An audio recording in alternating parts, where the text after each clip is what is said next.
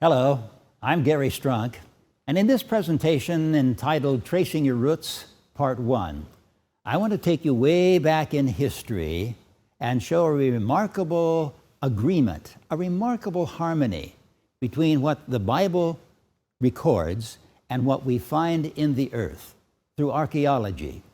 Archaeology is defined as the study or discovery of material remains, things you can touch, of past human life. It's amazing what we have been finding over there and how it verifies, affirms, gives confidence in what the Bible has already recorded. First, I'm going to take you through the biblical record, and then we'll get into the earth and see how the two agree. For example, in Genesis chapter 10, verse 1, now this is the genealogy of the sons of Noah, Shem, Ham, and Japheth, and sons were born to them after the flood. Noah and his family, the ark came to rest in the Ararat Mountains, and then they made their way down into the land between the rivers, the Tigris River to the north and the Euphrates River on the south. This is Mesopotamia, the land between the rivers. This is the fertile area. Nineveh, for example, was the capital of Assyria, Babylon, the capital of Babylonia, and then in time they spread out. That'll be covered in another lecture, but we're going to be spending most of our time down here near the Mediterranean Sea. Now, in most any world history book, you will find Mesopotamia as the beginning of civilization, the beginning of agriculture, the beginning of languages. A lot came out of Mesopotamia, and they can put this in secular magazines because it's exactly what the history shows us, the written word, not just from the Bible, but from other sources of history, as well as what they have dug in the earth as well. And then, looking at the three sons of Noah, the ones in red are the sons of Japheth, the ones in blue are the sons of Shem, and the ones in kind of a dark brown-green here are the sons of Ham. Ham was a grandson of Noah, and they migrated over into this area after the Tower of Babel. That's another lecture on languages. So, looking now at the history, Canaan begot Sidon, his firstborn, and Heth, the Jebusite, the Amorite, the Girgashite, the Hivite, the Archite, and the Sinite, the Arvadite, the Zamorite, and the Hamathite.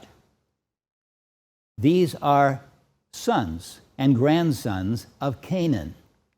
Then in Genesis 10, verses 18 to 19, it says, afterward, the families of the Canaanites were dispersed, and the border of the Canaanites was from Sidon as you go towards Gerar, as far as Gaza. That's the same Gaza Strip you read about today that are sometimes lobbing rockets over into Israel.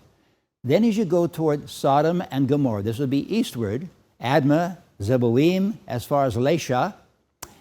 That is the area where Sodom and Gomorrah was, on the other side of the Dead Sea. And then, these were the sons of Ham, according to their families, according to their languages, in their lands and in their nations. They separated after the Tower of Babel according to their languages and grouped together. By this, those were their languages way back then, those were the peoples way back then.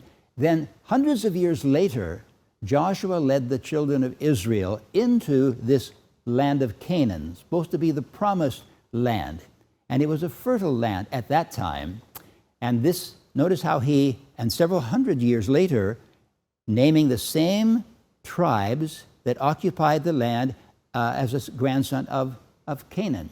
By this you shall know that the living God is among you, and that he will without fail drive out from before you the Canaanites, and the Hittites, and the Hivites, and the Perizzites, and the Girgashites, and the Amorites, and the Jebusites. Many of these tribes had been lost sight of. When it mentions the Hittites, for years, skeptics made fun of the Bible, saying there's no such people as the Hittites. But eventually, their records were found, and they occupied a huge part of Turkey, and they had their own method of writing. They were a big, powerful group, and yet here they're just listed among the others very casually, but they existed. This is what archaeology has discovered. So we're driving along the highway, and we notice this hill in front of us. But our guide says, no, that's not a hill, that's a tell.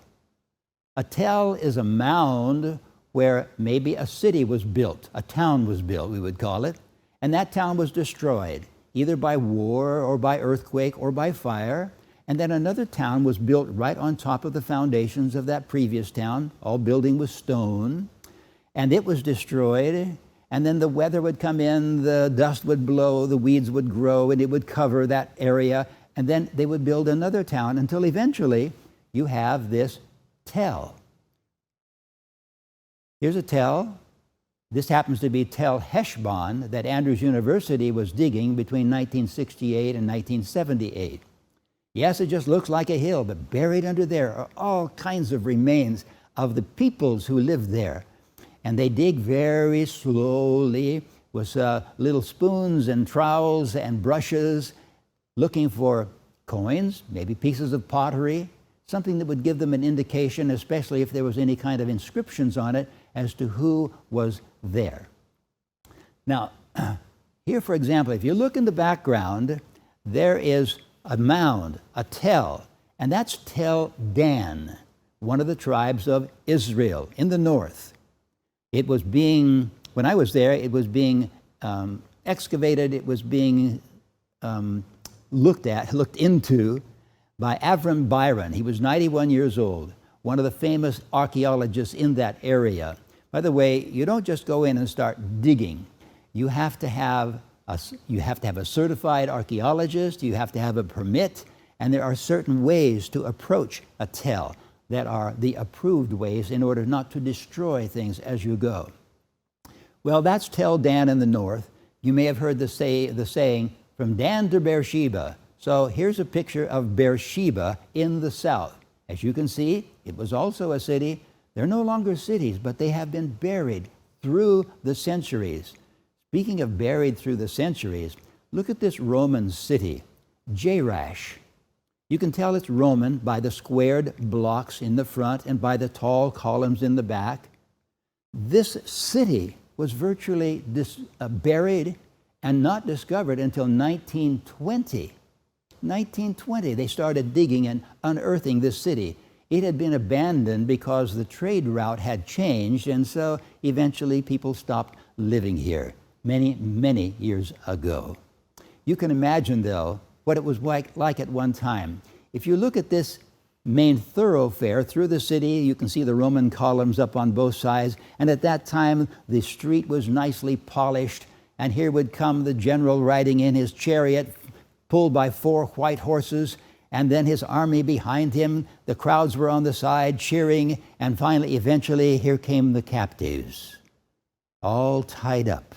Now the crowds grew silent as they looked at these people that had come from many, many miles away because Rome had gone into the cities and captured them and brought them back, in this case, to Jerash. Well, here's modern Jerusalem on the right. You can see its tall buildings. But then if you look down to the left, there's the old Jerusalem, ancient Jerusalem. And people, they are still digging in that area. That is sacred ground. Nobody gets in there except by permit. And only recently, in the last few years, have they found a coin inscribed with David's name, King David's name. Do you know that there's been almost no record outside of the Bible of King David? And so once again, skeptics like to make fun of those who believe in the Bible and the story of David and Bathsheba and all of his exploits and David and the giant. No, they were real. And little by little we find the evidence deep into the earth. Well, now let's take a trip. Let's take a trip through the earth. We're going to start in reverse order, starting with the Crusaders, the Muslims, the Byzantines, the Romans, the Israelites, and the Canaanites. The Canaanites, grandson of Noah, Canaan. For example, here is a fortress. You can tell by the little squared blocks and the octagon shape. This is on the shore of the Mediterranean Sea, the ramparts up on top. This is a Crusader fortress. After a while, it doesn't take long, as you explore the lands over there, you can tell who was here, who built, because of their style of building. Each one was different. And for example, here is a Crusader motel or hotel. You can tell by the arches, and you can see the squared bell tower up there and lookout tower, and the well there in the center, and then you would have your horses and camels outside. This looks like almost a modern kind of hotel, but it's several years old. And then another example of Crusaders is when this is a building on the shore of, I think this is Akko, where you turn, no, this is Caesarea. This is the main gate that you're looking at.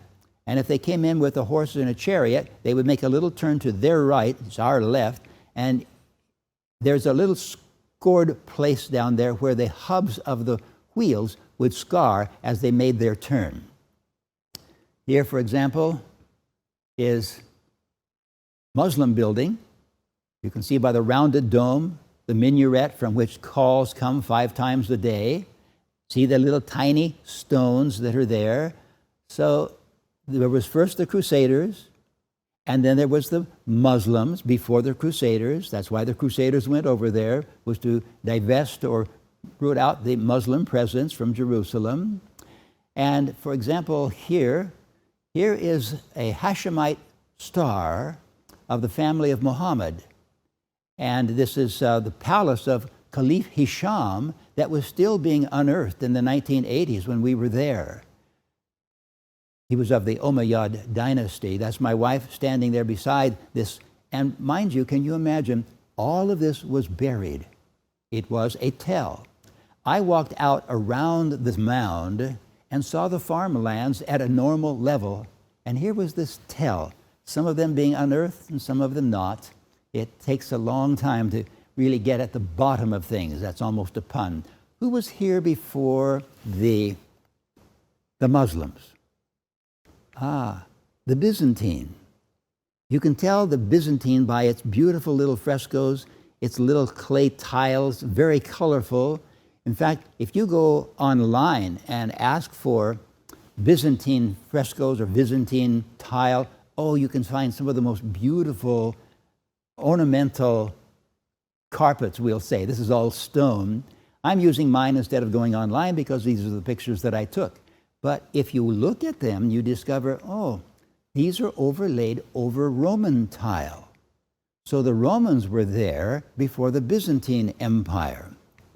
And you have even here in this, as you look at these kinds of stones and you see the columns back behind, this is a cathedral that was a Roman cathedral, but then Byzantine tile was put over the top of the Roman cathedral. Here is definitely Roman. Large, squared, hewed blocks of stone. And you can see the pillars in the back and the capitals on the top.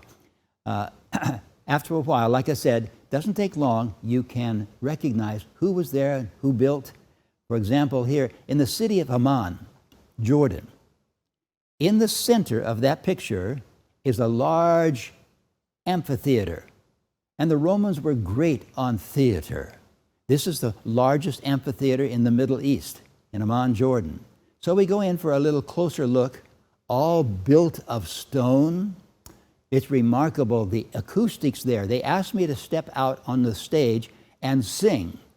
I began to sing, and the way my voice rolled back at me from these stones, it was intoxicating, exhilarating, and I can imagine a Roman orator standing there and giving his oration, and the crowd was listening, and he loved himself as he heard himself give his oratory. Here's another smaller amphitheater which overlooks the Mediterranean Sea. I wanted to go in and take a picture of the sea from there, but I didn't want to disturb what was there.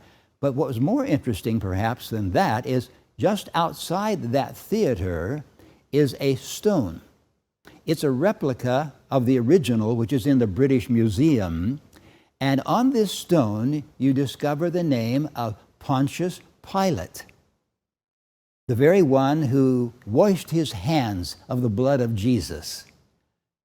That's interesting because, once again, there is nothing known about Pilate in secular history. It was in biblical history until they began discovering remnants like this. They believed maybe that that this was a seaside resort for different ones of the rulers there in Jerusalem. Well, who was here before the Romans and the way they built? Oh, yes, the Israelites. You can always tell Israelite building. Look at those irregular, large stones and then little chinks, stones stuck in the little crevices, the little chinks. That's the way they held it stable, as opposed to having mortar or something to stick the stones together. And they weren't quite as crafty as the Romans in making their big, beautiful, squared stones. But that is obviously Israelite stones. And now here's another building. This happens to be where the Dead Sea Scrolls were written in Qumran. Down near the Dead Sea, you can see the little stones chinked in there. Aha, that's Israelite building. And here's an interesting remnant of building. This was a beautiful house, big house, of Ahab and his wife Jezebel. He built this for Jezebel. And it's a beautiful setting. In those days, there was no smog covering the earth. You could hear the nightingale singing. And stone houses were warm in the wintertime, cool in the summertime. And you might think them primitive, but you drape pretty curtains inside and tapestries of various hues, and they're very, very comfortable. In fact, we still have stone houses. They're made of brick or pumice stones or concrete stones, and they can be very, very commodious and very comfortable. Well, here's a few more of the Israelite buildings. I forget exactly where this was, but just another example. But this is the one I wanted you to see especially. If you look on the left-hand side, you can see the irregular stones, but chinked with the little tiny stones in between. So that's obviously Israelite. But look at the corner to the right. See those great big square blocks? That's Roman. And it's very kind of typical, very common that one nation, as they destroy the nation that was before, they will build right on top of the foundation that was there before. Well, let's see. Who was there before the Israelites? Well, let's see. The Israelites came into the land of Canaan after they had left Egypt, spent 40 years in the wilderness, and then under Joshua came into the land of Canaan. So here is an example of Canaanite building. They're little round stones. This happens to be Jericho. And Jericho has been buried, so you go down into Jericho. But not far from Jericho is another form of Canaanite rocks and buildings. This happens to be at the plain of Megiddo, where the armies met for battle down in the lower part, and up on top where the stables were kept. Solomon's stables, Ahab's stables. You can see how they have carved out holdings for them. I haven't shown pictures of everything, otherwise it takes a little too long. But right down there in the center is an altar where they sacrifice gods. And so you go down a little closer and you can see a human being lying right there on this altar, ready for human sacrifice. And we'll leave that scene. We don't want to watch that happen. But we move to the big wall around Jerusalem. Now, a trained archaeologist can look at that wall. Around behind, you will find Canaanite building, and then Israelite, and then you will find Byzantine, Roman, and then Byzantine and Muslim, all built into the wall that was once destroyed, then rebuilt, and once destroyed and rebuilt, partially destroyed. Here's the most important thing I want us to understand. One nation built on top of another. But when you get down to the Canaanite, who was there before the Canaanite? Who was there before the Canaanite? No one. The Canaanite building is always on virgin soil, just plain dirt, because they were the first ones there. And as the children of Noah spread out, you never hear of war. They just always came in virgin territory. But later on, you always hear of war. In fact, more wars have been fought over the city of Jerusalem than any other city in the world. One nation defeating another nation. They were small nations in those days, but the important thing is Canaanite building was building on virgin territory, virgin soil. There you see another, just bare ground. That's exciting, people. That's very exciting. And so we go back to Mesopotamia, from which it all came, where Noah and his family migrated to, and then, and this will be in another topic, how they spread out after the Tower of Babel. Notice what this history book says. Civilization spread gradually northwards along the broad, fertile valleys of the Tigris and Euphrates, because civilization began there in Mesopotamia. So let's ask some obvious questions. Where is the cradle of civilization? I just gave you the answer for that one. Where is the cradle of civilization that world textbooks attribute? Where they put it? Where's the cradle of civilization? Mesopotamia. Same place that the Bible starts us out. And where did agriculture begin? They talk a lot about hunting and gathering, and they're trying to make it out like cavemen did this, but in reality, agriculture began right there in Mesopotamia, where Noah and his family planted vineyards and gardens. Where did writing begin? It began in Mesopotamia with Babylonian cuneiform. I'll be showing pictures of that in another presentation. And where did mathematics begin? You guessed it, in Mesopotamia. And we know when that happened. Just a few thousand years ago, 4,000 to 5,000 years ago. Now, don't tell me that human beings have been here for 50,000 years and they never learned that 2 + 2 = 4? When after Mesopotamia and Noah and his family, we have mathematics, a rather high degree, both in there and down in Egypt. For their buildings, they understood mathematics. No. What you dig in the earth and how it harmonizes what the Bible has told us is a remarkable, remarkable agreement, as we might expect, because the purpose of these kinds of presentations is to give you confidence, give you trust, give you faith in the Bible and what God has written there for our learning.